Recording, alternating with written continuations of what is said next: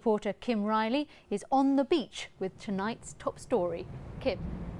Thank you very much. Well, here we are beneath the sand dunes here on this fantastic stretch of beach at home, very close to what they're calling one of the most enthralling archaeological discoveries of our time. But the sad fact tonight is that Henge is hidden beneath the water. It didn't even appear at low tide this morning, and that's the way it is most of the time. English Heritage says the ancient timber circle, first spotted by a local nature warden, will be lost if left where it is because of continuous erosion along this stretch of coastline. Because of its fleeting appearances, the operation to remove it will be a tricky one. But tomorrow, experts from the Norfolk Archaeological Unit will begin the painstaking process of removing sand around the timbers by hand. There were fears that the Henge could become a tourist hotspot, disrupting the surrounding bird reserve. But in the village of Home Next the Sea, the plan to take the timbers for examination at Flag Fen Laboratories near Peterborough and eventually return them to West Norfolk has run into strong opposition. Here they refer to the site as Home Henge. I think they should leave it where it is. Absolutely leave it where it is. Don't disturb it. Do you like to see those timbers stay just where they are? I hope so. I hope so. I'd like moving the dead body in. It was an awe-inspiring sight. And to take them away somewhere, you're left with perhaps just a load of firewood. To take something completely out of context, I think is wrong. Well, we're likely to hear the views of more villagers at a special site. But you did it, didn't you? I did do it, and I actually really liked it. I know it's not very kind of usual to say that kind of thing, but I loved Latin at school, so I'm very pleased about this new initiative. Yes, a new Latin course is about to be published for primary schools. Minimus, which apparently has a mouse as its main character, has been undergoing trials in this region. Casse Optimus des! 9-year-olds at Morton Hall Prep School in Bury St Edmunds rehearsing a play for parents in Latin. Minimus, he's meant to be like a little mouse that gets up to mischief. And Vibrissa is always chasing him. Do you think you'll study Latin forever? Well, yeah. Do you like doing Latin? It's okay. Their teacher has illustrated a new course aimed at state primary schools to be published in the autumn. I do think Latin can be a very valuable tool helping with other languages, and it's part of our history here in Britain. It's, well, the last time Britain was part of a united Europe with a single currency was under the Romans. The publishers of Minimus, Cambridge University Press, hope its emphasis on activities and fun will be welcomed by schools wanting to offer a little bit more than their neighbours in these days of competition for pupils. Right, now on page 28 we have... Only a handful of state secondary schools still offer Latin.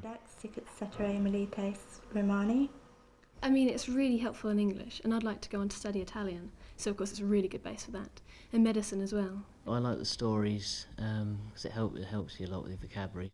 We've noticed the word taberna. Knowledge of Latin can help us learn other European languages. Around half the words we use in English derive their meaning directly from the Roman language of 2,000 years ago. But with just 7 in the Year 10 group and only 2 sixth formers taking A-levels, Latin is a very expensive activity for hard-up schools to offer.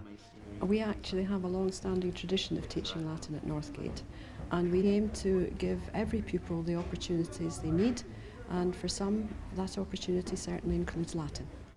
Given the pressure of the national curriculum, it's unlikely to make a widespread return to secondary schools, and it will be a long time before you hear the news in Latin. Ubi tamen hanc liguam etiam docemus, eam valde diligimus, etiam si cateva discipulorum est parva. David Meredith, BBC Look East. Orientia Pete, Look East in Latin. He's got a great accent, hasn't he? It's very good. He is very good. I have to say, we didn't dress up like that when I did Latin. It looks much more fun these days. It does look more fun, yes. It does look good. Now, I won't ask you to do the weather in Latin, Julie. Phew, thank goodness for that. And I have no idea. In Cambridge. Today, the grandson of the former owner is asking for your help.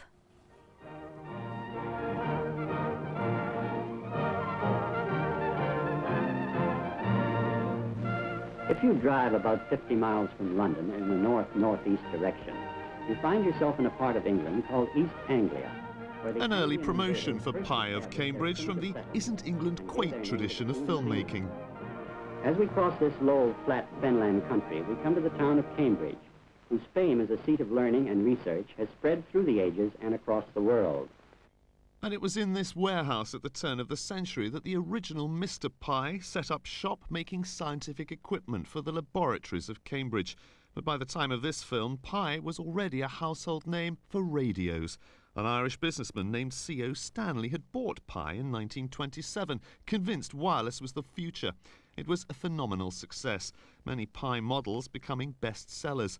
The firm's finest hour, though, was to come with the number 19, a world-beating design which became an essential part of the war effort.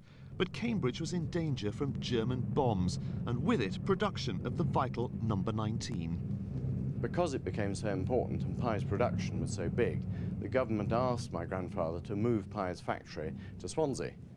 Well, he was extremely unkeen to make that move, so he allayed the government's fears instead by diversifying production across village halls, church halls and garages all across East Anglia.